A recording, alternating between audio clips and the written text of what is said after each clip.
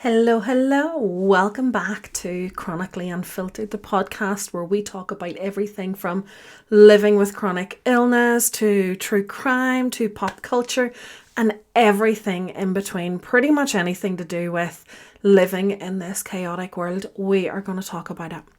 So today, I'm going to tell you a wee bit about me and how we came to be who we are today.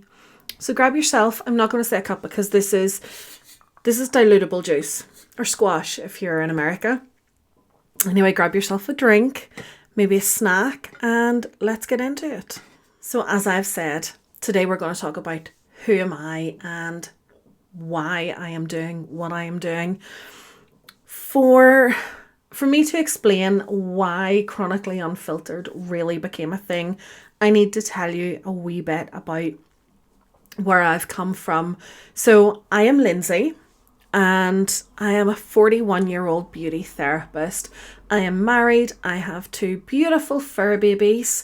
And I live with a lot of chronic illness going on. Now, the person that I am today, when I think back to who I was 13 years ago, I am a totally different person. I feel different. I act different. Everything about me is different. And that has come with a lot of work. But before we delve into that, let's talk about it. So for me, I started having issues from I was in my late teens. So I will pop some pictures in here. This is a picture of me when I turned 18 years old, and that face that you're seeing hidden is my nephew whenever he was just born. 6 months later, this is me holding that same child. So as you can see, something changed and I had no clue what. I was going back and forward to the doctors. I worked in a nursing home at the time, and I lived a 40-minute walk away from that, and I worked 4 12-hour shifts every week, and I walked to and from work. I was a very active person, but all of a sudden I noticed that my work tunic was getting very, very tight. So I needed a new one. Then about 4 to 6 weeks later, I was finding that one was getting snug, and I was like, hang on a second, this isn't right, this isn't good. So I went back to the doctor, and I did this over and over, and it actually took around about a year to the point this is what I looked like. So from that original picture to this, almost a year had passed, and as you can see, still with the same child. And it was my grandmother said to me, get them to test your thyroid again because I have an underactive thyroid and weight gain is one of the symptoms. So I said to a locum doctor, do you think that there could be something wrong with my thyroid? Maybe it didn't show up in the first test. Turned out they'd actually never tested my thyroid. So I'd gone unchecked all that time. Now, I know now that if I went down with something like weight gain, complaining of being shattered all the time, they would immediately test my thyroid. Lo and behold, 24 hours after getting the blood test done for that, I had a phone call to say there was a prescription waiting for me. Now, we're going back 22-ish years on this now, and it was a very, very different world back then. You wouldn't have immediately gone online and researched stuff because the internet wasn't as savvy as it is now. There wasn't just as much information. We were probably on the cusp of, I'm not even sure that Google was a thing yet. Yahoo Answers was a place that I got a lot of help. But for me, I just walked away with this prescription and a medical exemption card because back then we paid for our prescriptions here. And I was told because of this medication, I was exempt from paying for my prescriptions. That didn't just stop at that. That was anything I would get. But they never give me any pamphlets. They never told me anything else about it. I was just sent on my merry way. Now, I've learned over the years that comes with a lot of different things, not just exhaustion and weight gain. You know, it can cause inflammation. It can cause hair thinning. It can cause weight loss. It can cause so many different things that come from that. Just if you look at this list here, But I just kind of battled on. I'd also around that time really hurt my back in the home that I was working in, so I had to step away. And I wouldn't work in a nursing home again for probably about 8 years. And over that time, I had developed a lot of back pain issues, and it wasn't a permanent thing, and it wasn't at its most extreme all the time that I did have it. But there would be times where I literally couldn't breathe. The pain was so bad, and there was bouts here and there of different things. In my early 20s, I had a mini stroke, or a stroke-like episode, depends on what note you're looking for in the doctors. I just remember being told in the hospital, I don't want to worry you, but we have found blood in the sample we took. So I'd had a lumbar puncture and they found the blood, and they, anyway, so there was things that, I was going to say wee things that happened. So there was things that happened. But as time went on, I went from job to job and never had really settled anywhere. And I was always back and forward from having issues with chronic pain. Not really focusing on anything else, like the fact that exhaustion was there and all of these other things were going on, until I went back to working in a nursing home. And as much as I loved that job, it was taking its toll on me. And I rang the doctor, made an appointment, and I went and I said, listen, I'm going to level with you. I'm at a stage where my pain is so bad, I am starting to take more some days. On the days that I'm working, I'm taking more than 8 of these cocodamol. Can we please have some support here? I don't know what to do. At that stage, I thought the doctor would do what they had done previously. Which actually, go back to that, I'd been off for 6 weeks with post-viral fatigue. Funnily enough, now we've heard of long COVID, and that probably was the beginning of a massive decline for me. It was probably about 6 months after I'd gone back to work that everything got really, really horrendous. So the doctor then signed me off for a month, and he took me off the cocodamol and gave me gabapentin, and I was on that for 2 weeks and went back, and this went on for a few months, to the point that I ended up bedridden. My husband was having to help me to the toilet and make sure that I could get back to bed, and excuse, that was a noise in my throat there. It was rough going. And God love my husband, he did his best. He was out there working 50 hours a week and looking after me and looking after our house. And it was hard. My depression really took a toll. I just nosedived, because going back and forward, to then eventually have an old friend of mine say, have you ever heard of fibromyalgia?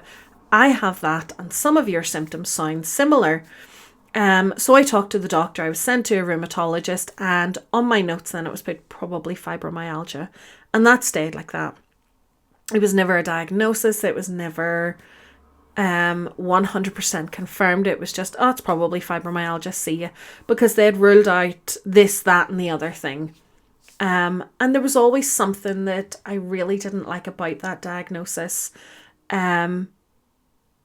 Especially because a lot of people who had heard of it were very dismissive. You know, some people went, oh, well, sure, it's just a wee bit of pain, or, oh, well, that's not real. And you know, over the years, I have had this conclusion in my head of fibromyalgia isn't a real illness. It's an umbrella term for, I don't actually know what the heck is wrong with you, so we're going to slap this label on you and hope that you just leave us alone, instead of delving into what it actually is.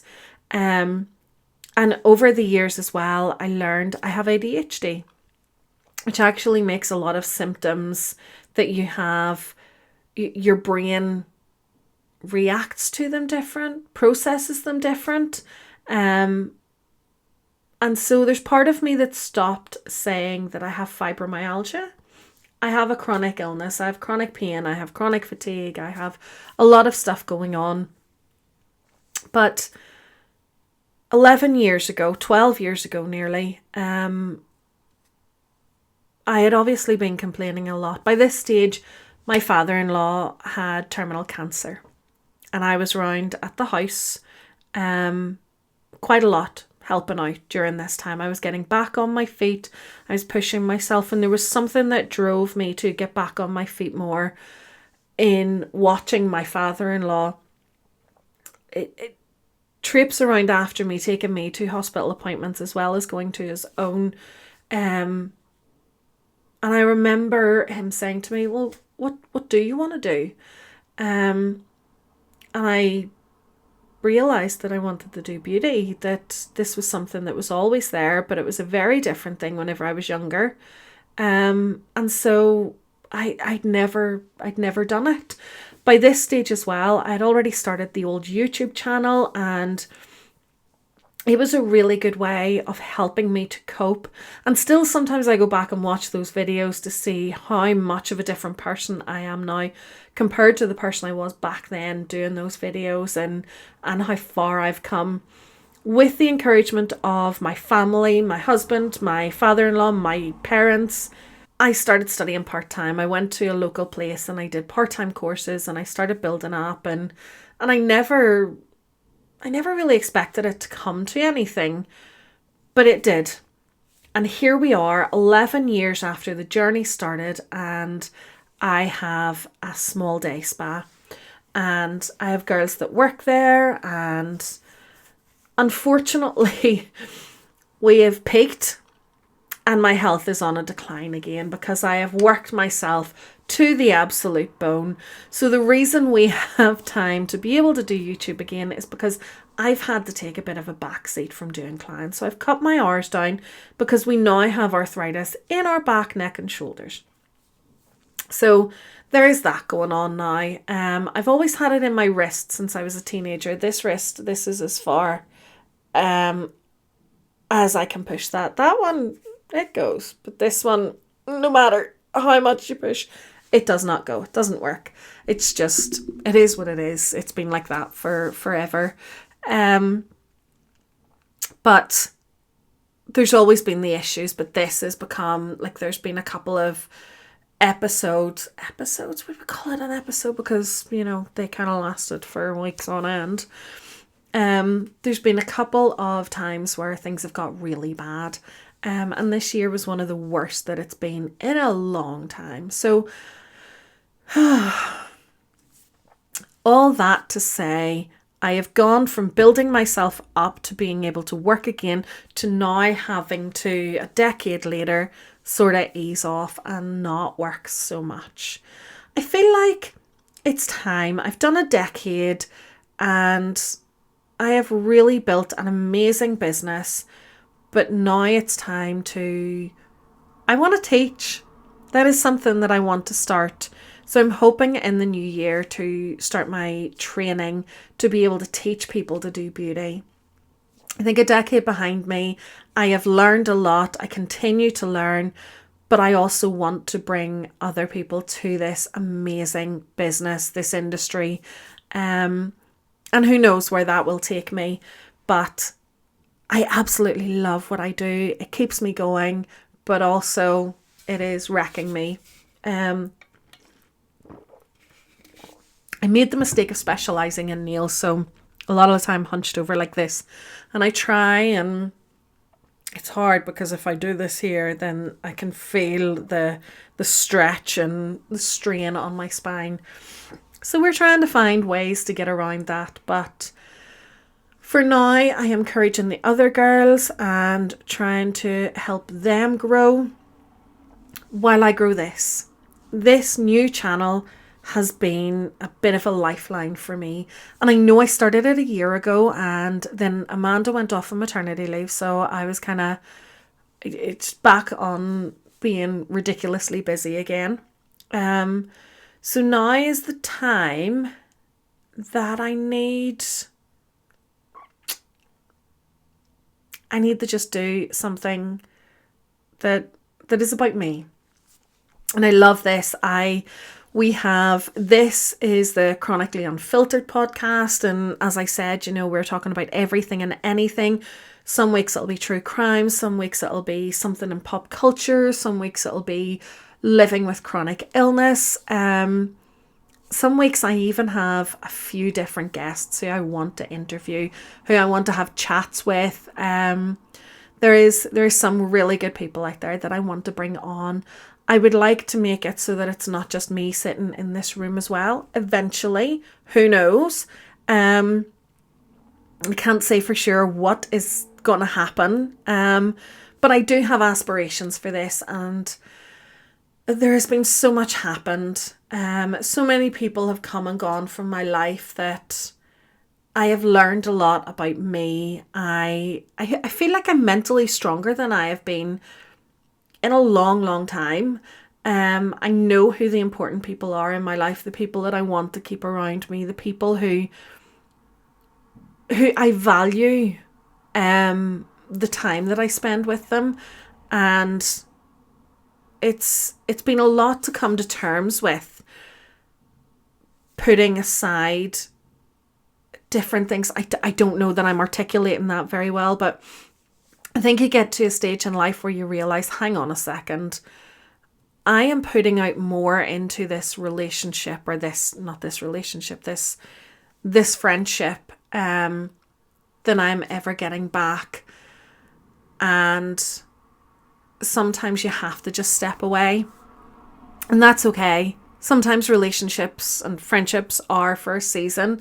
We'll call them relationships because they are. It is a relationship you have with your friends and things like that. But life is tough. I'm a 41-year-old, and I've got to the stage where I just cannot be bothered with drama.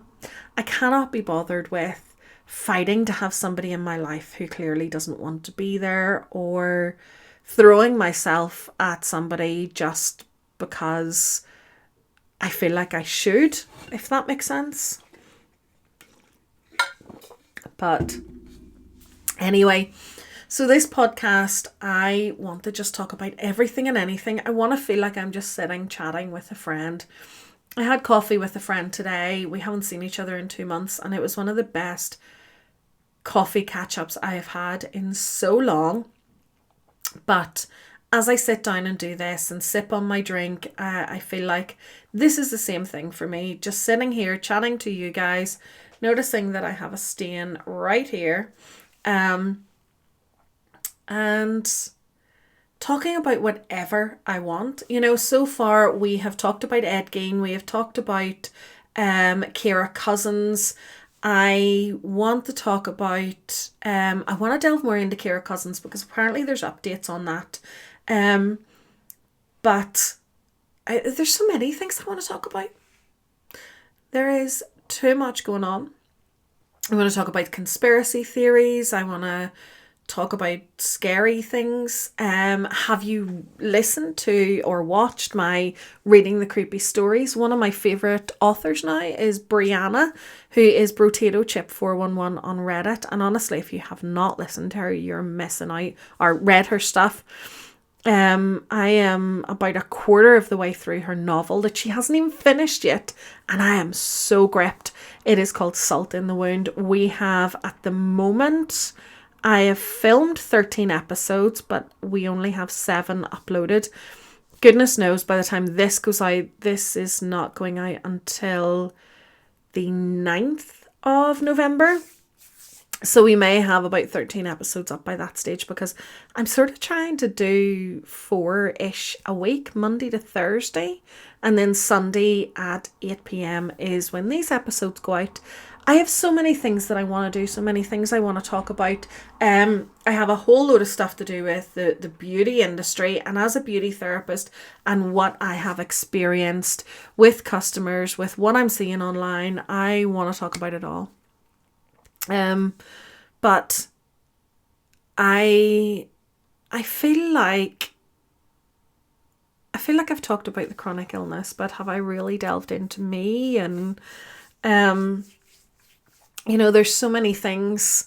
I got my first tattoo this year. I can't even turn my arm around, and it says, "Don't dream it, be it." And I think that that is such a cool sentiment for someone like me who went from being bedridden to having their own salon. And I think there's something special about, while I absolutely am obsessed with the Rocky Horror Show, more so the stage show than the picture show, as much as I love Tim Curry and I love him being Frankenfurter. Fun fact, Stephen Webb is my favourite Frankenfurter. He is outstanding. Go search Stephen Webb Frankenfurter on YouTube and you will understand. But I love that when I'm looking at my arm, when I'm doing anything, this sentiment is just right here. Don't dream it, be it. And as I've been looking at that this year, I've been like, don't dream it, be it. Okay, get your podcast going. Get out there. Get doing what you love. And so I'm doing it. I'm bloody doing it.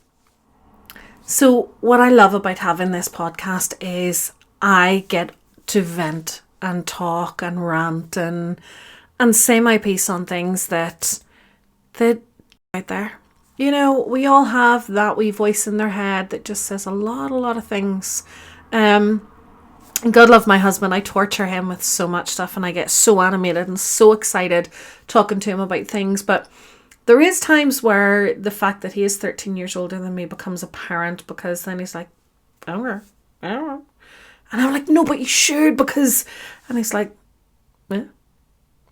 And maybe that's just part of the ADHD thing as well. You know, I get overexcited about things. But I think that's why I love something like this. And I love my job as well, because I get so many amazing clients coming and going. And each one of my clients and I connect in different ways. Sometimes it's about the cat. Sometimes it's about the scary things we watch. Sometimes it's about true crime. And sometimes it's just about random things. And, you know, it just, each person comes in and they just add their own value on the appointment. And I love that.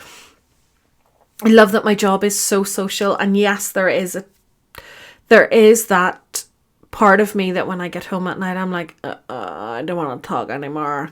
So like last night, I didn't film anything. I came home and I chilled and it was great. Excuse me, I nearly lost my voice there. But what I do love is with the way I'm doing this now, I will do a marathon of reading the creepy stories, because I just love reading those.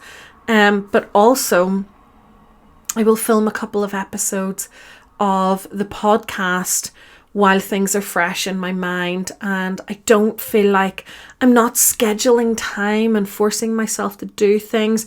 Like I didn't put makeup on tonight. I straightened my hair this morning. It's a wee bit windswept from walking home. Fun fact, I got my husband bought me Cloud9 Touch straighteners, and I love them. Love. One go through the hair, and my hair was so smooth this morning. Normally it's like a lion's mane whenever I wake up. So yeah, I could talk all day. There is so much I want to say, and I feel like this is the perfect place to do it. And it is a weird thing for me, going from posting things in a place where I'm getting even just hundreds of views felt good. Like years ago, whenever I first did this and I was building up, the traction that I was getting was building, and I felt like I really could have done something. But then I got too busy with work. And there is that thing about where when you're doing something to the point that it stops being a hobby and it becomes a job, sometimes you lose interest. It doesn't feel as fun anymore whenever you're forcing yourself to do it. And I like that I can make this where if I have something to say, I'll just come in and I'll just start talking to the camera. This room is always set up for me just chatting. And it just, there is so much that I want to share with everybody. But my biggest thing is always, I want people like me who live with chronic illness, who struggle daily with their health and everything, to not feel alone. I want people to feel seen. I want people to feel like, here's somebody who relates to me. Here's somebody I relate to. And that's what I want from Chronically Unfiltered, because I don't want to be a filtered person, and I want to make sure that everything I put out there, I don't feel like I am hiding behind anything. You know, my conspiracy theories, I want to talk about them in their fullness. I don't want to hide behind being afraid of what other people will think. That sort of thing. Anyway, guys, I have rambled and ranted, and I'm going to let you go because you probably finished your snack and your cuppa a long time ago. But anyway, I really appreciate each and every one of you. Thank you so much for watching. Don't forget to give this video a thumbs up and subscribe if you haven't done so already. And stay tuned. Next video, I want to talk about the whole process of grieving for ourselves. I did it a long time ago on my other channel, but watching it back, it's a tough watch. It is a tough watch. And it had a couple of thousand views on it, but it definitely is one that I would like to do and really do it justice. But anyway, thank you so much again for watching. I'll see you next time.